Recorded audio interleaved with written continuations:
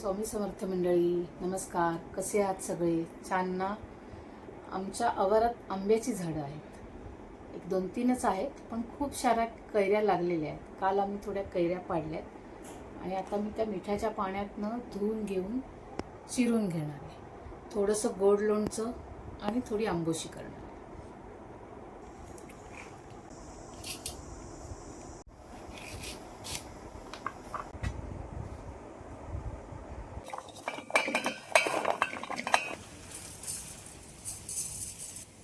बस बस.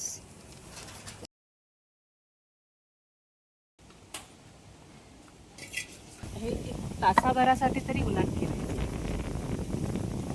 चांगलं.